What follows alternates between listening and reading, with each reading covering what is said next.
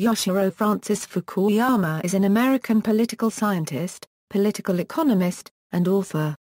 Fukuyama is known for his book The End of History and The Last Man, which argued that the worldwide spread of liberal democracies and free market capitalism of the West and its lifestyle may signal the end point of humanity's sociocultural evolution and become the final form of human government. However, his subsequent book Trust, Social Virtues and Creation of Prosperity modified his earlier position to acknowledge that culture cannot be cleanly separated from economics. Fukuyama is also associated with the rise of the neoconservative movement, from which he has since distanced himself. Fukuyama has been a senior fellow at the Center on Democracy, Development and the Rule of Law at Stanford University since July 2010. Before that, he served as a professor and director of the International Development Program at the School of Advanced International Studies of the Johns Hopkins University. Previously, he was Omer and Nancy Hirst Professor of Public Policy at the School of Public Policy at George Mason University. Early life: Francis Fukuyama was born in the Hyde Park neighborhood of Chicago. His paternal grandfather fled the Russo-Japanese War in 1905 and started a shop on the West Coast before being interned in the Second World War. His father, Yoshihiro Fukuyama, a second-generation Japanese-American, was trained as a minister in the Congregational Church, received a doctorate in sociology from the University of Chicago, and taught religious studies. His mother, Toshiko Kawata Fukuyama, was born in Kyoto, Japan, and was the daughter of Shiro Kawata, founder of the economics department of Kyoto University and first president of Osaka City University. Francis grew up in Manhattan as an only child, had little contact with Japanese culture, and did not learn Japanese. His family moved to State College, Pennsylvania in 1967. Education: Fukuyama received his Bachelor of Arts degree in Classics from Cornell University, where he studied political philosophy under Allen Bloom. He initially pursued graduate studies in comparative literature at Yale University, going to Paris for 6 months to study under Roland Barthes and Jacques Derrida, but became disillusioned and switched to political science at Harvard University. There, he studied with Samuel P. Huntington and Harvey Mansfield, among others. He earned his Ph.D. in political science at Harvard for his thesis on Soviet threats to intervene in the Middle East. In 1979, he joined the global policy think tank RAND Corporation. Fukuyama has been affiliated with the Telluride Association since his undergraduate years at Cornell, an education enterprise that was home to other significant leaders and intellectuals, including Steven Weinberg, Paul Wolfowitz and Kathleen Sullivan. Fukuyama was the Omer and Nancy Hirst Professor of Public Policy in the School of Public Policy at George Mason University from 1996 to 2000. Until July 10, 2010, he was the Bernard L. Schwartz Professor of International Political Economy and Director of the International Development Program at the Paul H. Nitz School of Advanced International Studies of Johns Hopkins University in Washington, D.C. He is now Olivier Nomellini Senior Fellow and Resident in the Center on Democracy, Development, and the Rule of Law at the Freeman Spogli Institute for International Studies at Stanford University. Writings: Fukuyama is best known as the author of The End of History and The Last Man, in which he argued that the progression of human history as a struggle between ideologies is largely at an end, with the world settling on liberal democracy after the end of the Cold War and the fall of the Berlin Wall in 1989. Fukuyama predicted the eventual global triumph of political and economic liberalism.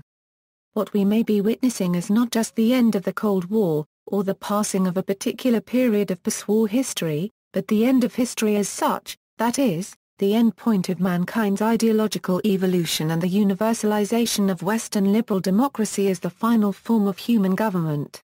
Authors like Rolf Dahrendorf argued in 1990 that the essay gave Fukuyama his 15 minutes of fame, which will be followed by a slide into obscurity.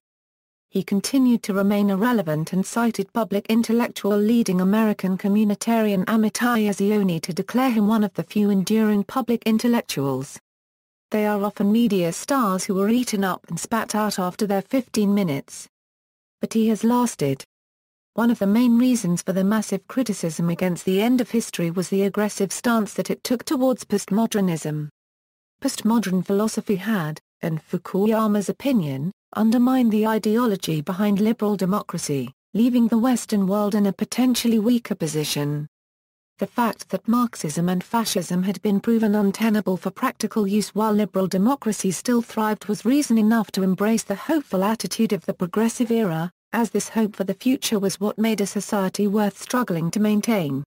Postmodernism, which, by this time, had become embedded in the cultural consciousness, offered no hope and nothing to sustain a necessary sense of community, instead relying only on lofty intellectual premises.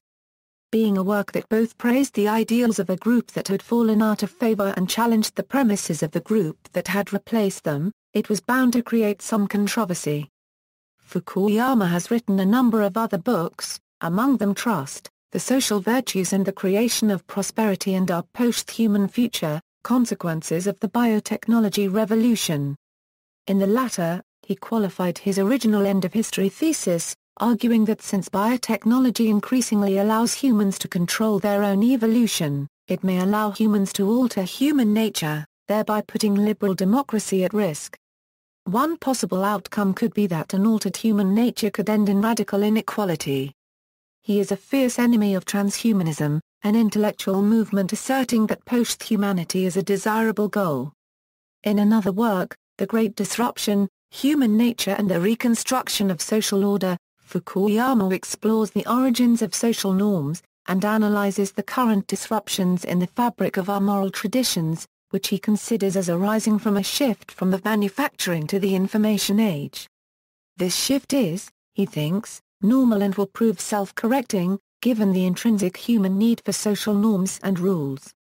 In 2006, in America at the Crossroads, Fukuyama discusses the history of neoconservatism, with particular focus on its major tenets and political implications.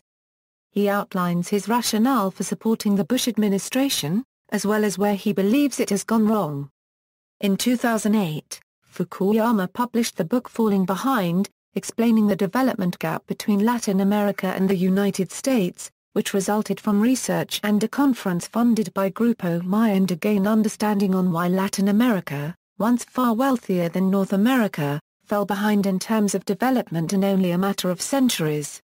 Discussing this book at a 2009 conference, Fukuyama outlined his belief that inequality within Latin American nations is a key impediment to growth. An unequal distribution of wealth, he stated, leads to social upheaval, which then results in stunted growth. Neoconservatism, as a key Reagan administration contributor to the formulation of the Reagan Doctrine, Fukuyama is an important figure in the rise of neoconservatism, although his works came out years after Irving Kristol's 1972 book crystallized neoconservatism. Fukuyama was active in the project for the New American Century think tank starting in 1997, and as a member co-signed the organization's 1998 letter recommending that President Bill Clinton support Iraqi insurgencies in the overthrow of then-President of Iraq Saddam Hussein. He was also among 40 co-signers of William Kristol's September 20, 2001 letter to President George W. Bush after the September 11, 2001 attacks that suggested the U.S. not only capture or kill Osama bin Laden, but also embark upon a determined effort to remove Saddam Hussein from power in Iraq. In a New York Times article from February 2006, Fukuyama, in considering the ongoing Iraq War, stated, "What American foreign policy needs is not a return to a narrow and cynical realism, but rather the formulation of a realistic Wilsonianism that better matches means to ends." In regard to neoconservatism he went on to say, "What is needed now are new ideas, neither neoconservative nor realist, for how America is to relate to the rest of the world ideas that retain the neoconservative belief in the universality of human rights, but without its illusions about the efficacy of American power and hegemony to bring these ends about." Fukuyama's current views. Fukuyama began to distance himself from the neoconservative agenda of the Bush administration, citing its overly militaristic basis and embrace of unilateral armed intervention, particularly in the Middle East.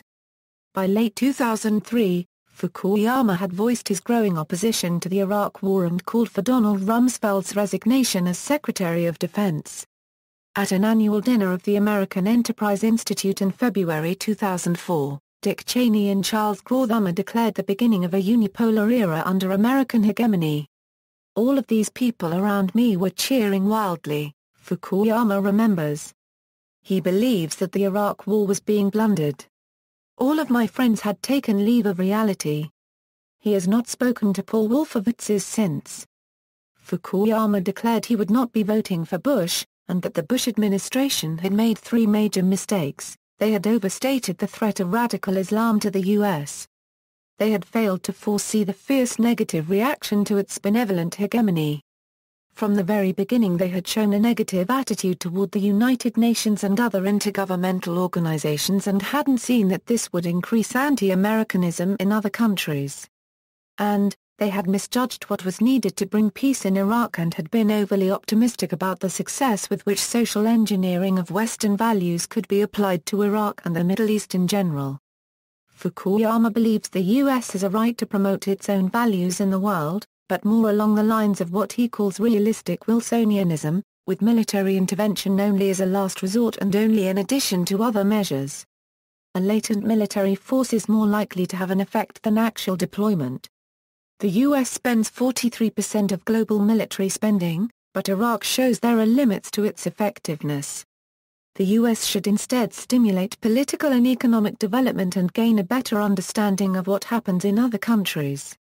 The best instruments are setting a good example and providing education and, in many cases, money. The secret of development, be it political or economic, is that it never comes from outsiders, but always from people in the country itself. One thing the U.S. proved to have excelled in during the aftermath of World War II was the formation of international institutions. A return to support for these structures would combine American power with international legitimacy. But such measures require a lot of patience. This is the central thesis of his 2006 work America at the Crossroads. In a 2006 essay in the New York Times Magazine strongly critical of the invasion, he identified neoconservatism with Leninism. He wrote that neoconservatives believe that history can be pushed along with the right application of power and will. Leninism was a tragedy in its Bolshevik version, and it has returned as farce when practiced by the United States. Neoconservatism, as both a political symbol and a body of thought, has evolved into something I can no longer support. Fukuyama announced the end of the neoconservative moment and argued for the demilitarization of the war on terrorism. War is the wrong metaphor for the broader struggle, since wars are fought at full intensity and have clear beginnings and endings. Meeting the jihadist challenge is more of a long, twilight struggle, whose core is not a military campaign but a political contest for the hearts and minds of ordinary Muslims around the world. Fukuyama endorsed Barack Obama in the 2008 U.S. presidential election. He states, "I'm voting for Barack Obama this November for a very simple reason. It is hard to imagine a more disastrous presidency than that of George W. Bush. It was bad enough that he launched an unnecessary war and undermined the standing of the United States throughout the world in his first term. But in the waning days of his administration, he is presiding over a collapse of the American financial system and broader economy that will have consequences for years to come. As a general rule, democracies don't work well if voters do not hold political parties accountable for failure. While John McCain is trying desperately to pretend that he never had anything to do with the Republican Party, one think it would be a travesty to reward the Republicans for failure on such a grand scale." Affiliations. Between 2006 and 2008, Fukuyama advised Muammar Gaddafi as part of the Monitor Group, a consultancy firm based in Cambridge, MA. In August 2005, Fukuyama co-founded The American Interest, a quarterly magazine devoted to the broad theme of America in the world. He is currently chairman of the editorial board. Fukuyama was a member of the Rand Corporation's Political Science Department from 1979 to 1980, 1983 to 1989, and 1995 to 1996. He is now a member of the Board of Trustees. Fukuyama was a member of the President's Council on Bioethics from 2001 to 2004. Fukuyama is a Fellow of the World Academy of Art and Science. Fukuyama is on the steering committee for the Scooter Libby Legal Defense Trust. Fukuyama is a longtime friend of Libby. They served together in the State Department in the 1980s. During the 2008 presidential election, Fukuyama endorsed Democratic candidate Barack Obama, who went on to win the presidential election. Fukuyama is a member of the Board of Counselors for the Pyle Center of Northeast Asian Studies at the National Bureau of Asian Research. Fukuyama is on the board of Global Financial Integrity. Fukuyama is on the executive board of the Inter-American Dialogue. Personal life: Fukuyama is a part-time photographer. He also has a keen interest in early American furniture, which he reproduces by hand. He is keenly interested in sound recording and reproduction, saying, "These days I seem to spend as much time thinking about gear as I do analyzing politics for my day job." Fukuyama is married to Laura Holmgren, whom he met when she was a UCLA graduate student after he started working for the Rand Corporation. He dedicated his book Trust, The Social Virtues and the Creation of Prosperity to her. They live in California, with their 3 children, Julia, David, and John, away in school. Selected bibliography: books, The End of History and The Last Man. Free Press, 1992. ISBN 0-02-910975-2, Trust, The Social Virtues and the Creation of Prosperity. Free Press, 1995. ISBN 0-02-910976-0, The Great Disruption, Human Nature and the Reconstitution of Social Order. Free Press, 1999. ISBN 0-684-84530-X, Our Post-Human Future, Consequences of the Biotechnology Revolution. Farah, Strauss and Giroux, 2002. ISBN 0-374-23643-7, State Building, Governance and World Order in the 21st Century. Cornell University Press, 2004. ISBN 0-8014-4292-3, America at the Crossroads, Democracy, Power, and the Neoconservative Legacy. ISBN 0-300-11399-4, After the Neocons, Where the Right Went Wrong. Profile Books, 2006. ISBN 1-86197-922-3, Falling Behind, Explaining the Development Gap Between Latin America and the United States, ed. ISBN 978-0-19-536882-6, The Origins of Political Order.